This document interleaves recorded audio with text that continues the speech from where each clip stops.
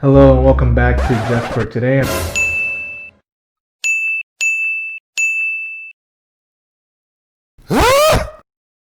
I'm Jamal Normie. Hey, I'm Miranda, the addict. And today we're going to do a Q&A session. A couple episodes. Actually, we're going to probably try to start doing this more often. Where a couple episodes ago, someone asked a question, so we're going to try to answer it. Before we do that, let's get a scripture. And go. Today we have Psalms 37:17. The arms of the wicked will be broken. The Lord supports the righteous. All right. That should tie right in. Yeah. This is more going to be about her side of her story. So the question from a couple episodes was, Miranda, how did you tell your family and were they supportive? And that's complicated. It's really complicated. There's no simple answer to that. But okay, so how did I tell my family? My family is part of my story. Let's see, how do I go back? So, when I was in my full-blown addiction, my father is also in addiction. So on one side, I'm getting high with and around my dad. My mom, she knew that I had issues in the past, and of course she didn't support it, and she was against it and wanted me to quit the meth. That is, everybody knew I smoked weed. That was just like, we just smoked weed. It wasn't considered, oh, you have an addiction to that. So my mom, but she wasn't supportive of that. My older sister, she also smoked weed, so we would all hang out and smoke weed. I have another sister where the addiction runs in her side as well. So when I was like 18 and she was in her full-blown addiction, we were feeding off of each other. And so she ended up getting clean, but that's when I stayed hidden behind the scenes and still got high off of meth. And again, I pretended that I was fine and nobody knew, and it would come up every once in a while. Both my sisters and my mom, would ask me, are you still on drugs? And I would deny it. My husband at the time, he would deny it. He's like, no, there's no way she is. But my dad, he was still in addiction, so that was going on behind the scenes. And then when like things hit the fan, that's when my ex-husband told my story to everyone, my sisters and my mom. And then that's how my story got told at that time. And I was, okay, so I admitted it. I said, yes, I have a problem. I'm ready to get help, even though I wasn't. I admitted it and I was still hiding it. But I still pretended that I was trying to get off of it. So when I was going through the divorce, I separated myself from my family because I was hurt and I was, just in a negative place, and I blamed them for everything. But to this point, though, they didn't know. Before this, you didn't tell them about this and then try to stop before? This is all. Oh, I tried to stop so many times. Like, I remember one time, I think it was like 2004 or 5. That's when my mom officially found out. I don't know how she found out. I think because she knew my sister was, and I don't know, somehow she found out. And I came to her and I gave her my paraphernalia and said, okay, I'm ready to stop. And we said a prayer to the Virgin Mary that she had at home, and and I tried to stop, but I didn't. And that again, I kept on doing it behind the scenes, and I tried to do an outpatient. She took me to an outpatient facility at that time, and I did outpatient, going to these, I don't know, it was a facility. It wasn't meetings. It was just like this like group home type of thing.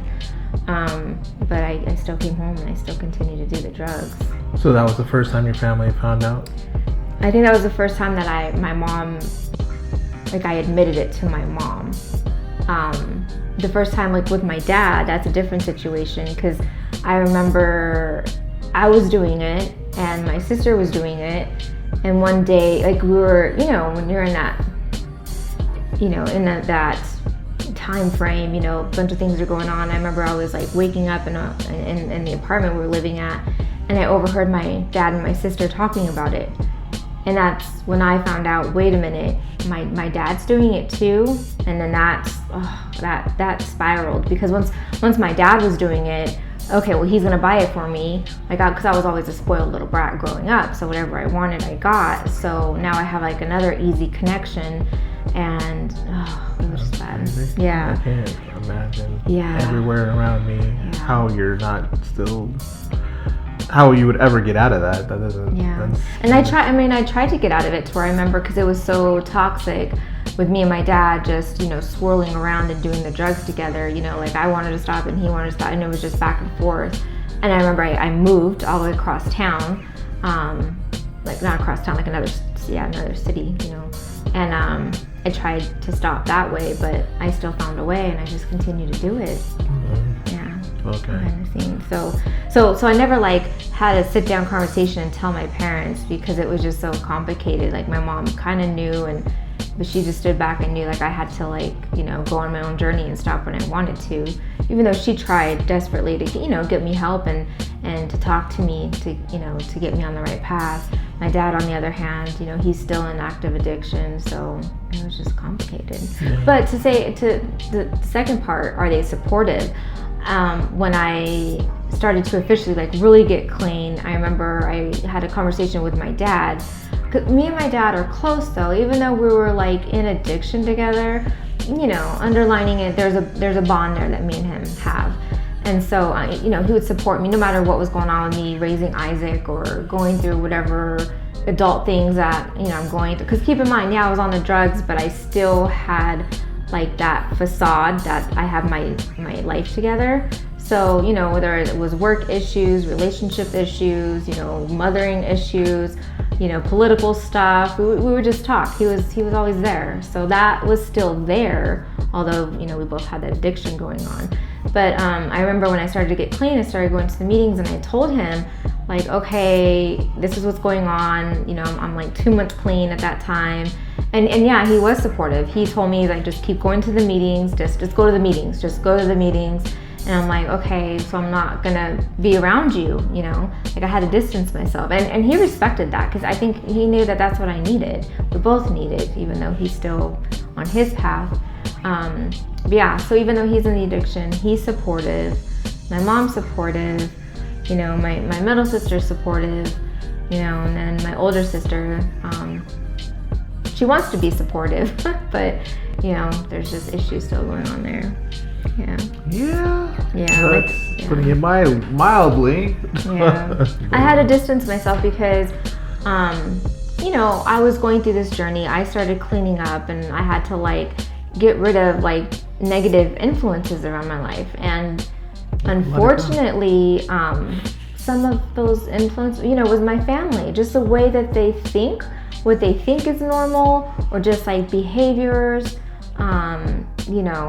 just certain things they want, my one sister, she wants to be supportive, but I think we all have our own issues internally that we're dealing with. And so right now, me and her are just not in a place for us to, I'm not allowing her to be that supportive person, because it's not, she thinks it's supporting, but it's not. It's really doing more damage to me at this point. So, yeah. When you need support yourself, it's really hard to support someone else. Yeah. In general. And admitting that you need support too, That's if you can't even admit that you need help. Yeah. How can you help somebody else? Because we don't realize we have mental illness in our family line. I say I have such a small family. Literally growing up, it was just me, my mom, my dad, and my 2 sisters. I was a military brat, so we literally moved around every single year until we moved to Vegas in 1994. This is what I call my home, but it was literally just us 5 in the house growing up. I didn't have cousins, I didn't have other family members, to help raise us. I have family in Utah and on my mom's side, and one of them was in a mental institution. There's alcoholism all around, drugs, a lot of my cousins and aunts and uncles, they're all on that path, and then my dad's side, I don't know about my dad's side. His side of the family is in New York, And I think I've only met some of their family like once when we like went out on a vacation one time, but I don't know that other side of the family.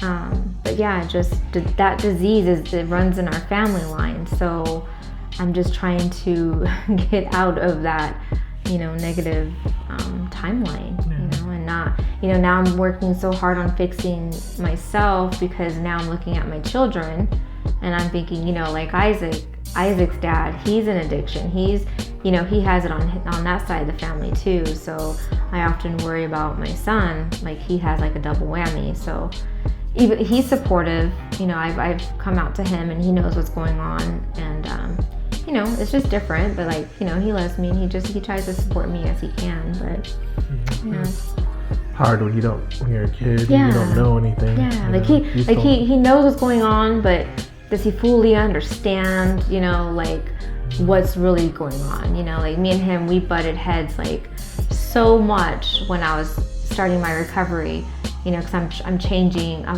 so much, and he didn't understand. He lost a mom. He saw it as like, I miss my old mom, and that hurt me, because I'm like, that old mom is, she's an addict. That's the addict. Like, she wasn't healthy. So Isaac is, it was hard for him to learn to have this new mom, because I was becoming a new mom. I was no longer that old mom, even though he liked that mom because I was perfect. Yeah, that's all he knew. And I was perfect on the outside. I was loving and I was on top of everything, and I did everything. And when in the beginning of my recovery, I'm like depressed, I didn't want to do anything, I'm crying, and it was just such a dark place. But so yeah, it was hard for him to get used to. And plus it was at an age where, he was 15 when this all happened. Now he's 18. But imagine being 15 and, just a mess. It was just a mess. Yeah. Find out everything is what it's supposed to be. Yeah. You sit up here, you learn everything you've learned, there's a spin on it. So I can only imagine, it's gotta be hard, for sure. Yeah. And then you're a kid, so you don't know anything. You literally don't know anything else. So yeah. But right now, I'm just recovering my relationship with my mom. Because I distanced myself so much from everyone, just to like, relearn. My brain had to like reprogram itself on how to like function, and again how to deal with my emotions. So baby steps. I'm just taking baby steps. So right now I'm actually just rekindling the relationship I have with my mom. She's very supportive. She's very supportive. So yeah. She is. It's funny. It's also funny because we were just talking with her mom, and it's kind of like, who are you guys? Because her mom to a degree thinks the way that I think, in a way, very logical and weird, not emotional for the most part and everything else. But then again, I guess I do. So my thing is logic with understanding. It's just she didn't have the understanding part. So I get it, because if you're just completely logical, you kind of want, hey, you figure this out on your own type of thing. Well, that was the thing. So we had a conversation with my mom the other day, and we were talking about that, because I'm trying to dissect, where did I go wrong in this whole thing? And my main problem is handling my emotions. I just don't know. Growing up, I did not know what to do with my emotions. Like, if I was mad, I was mad. If I was sad, world is ending, And that's what I was telling her. I said, well, you never taught us how to deal with our emotions. And she flat out said, what? You expect me to teach you how to deal with your emotions? Like, what am I supposed to do? and so we just stopped and started laughing, because that was the key to everything. And that's when I realized, like, it's not her fault that she didn't know, but that was an important thing that she had to teach us and me, how to deal with my emotions. And it was just something that never crossed her mind. She did X, Y, and Z, she fed us, she made sure we were safe and alive, and just she never thought about, emotions. So that was funny, but that makes sense though. It puts it into perspective. That makes sense as to why I have so many issues with my emotions, So so many issues with emotions. Yeah. But it's also, just dab on this real quick because this is getting us off subject, but I don't think my parents really ever taught us about emotions either. But I wasn't, it's so hard to say because I was emotional, but I didn't portray emotions to an extent. But you're probably wired differently, or just like the genes, you know? Genes and But I guess my mom did teach us to be strong. Yeah. So maybe, because she was a very dependent woman. Yeah. But it kind of sounds like, in a way, what your mom was saying also, in a way.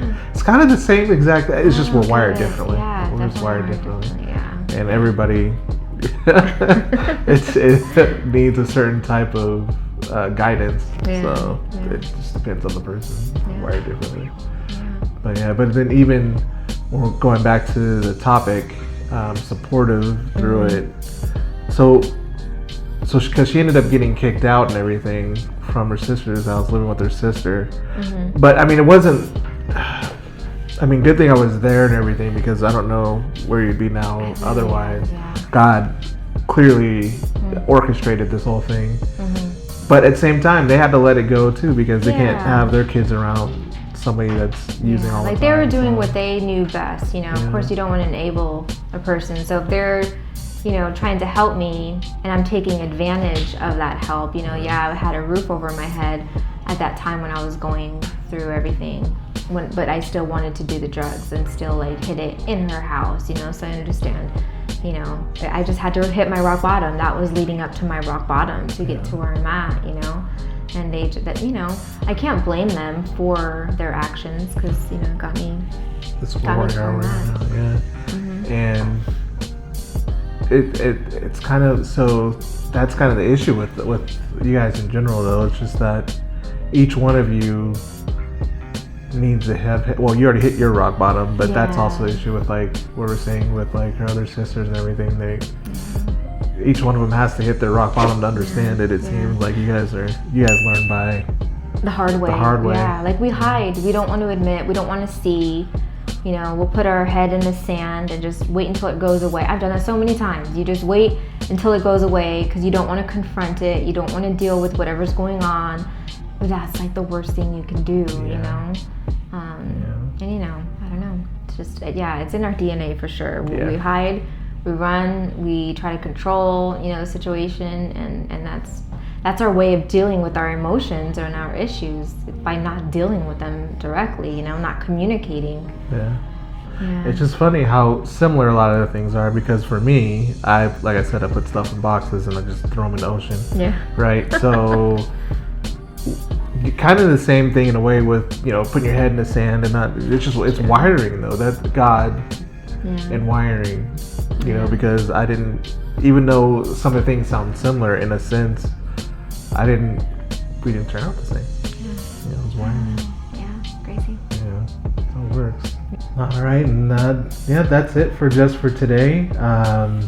Leave us a comment, actually. Let us know what you thought. Maybe are you in a place where you're trying to see how you can talk to somebody about what you're going through? Let's have a discussion. Let's figure it out. And always, just mostly importantly, remember to keep coming back. Stay clean. Bye. Bye. The arms of the wicked will be broken, but the Lord supports the righteous. Say it again. The arms of the wicked are broken. No? The arms of the wicked. You have a question? Question? Yeah. That's complicated. Wait. What was it again? What's the question? So, I think it was hard for him to accept and see this new, person. Sorry. Okay. You're just dragging this out. Go sit down. Good boy. Okay. What? My nose is itchy. Let's.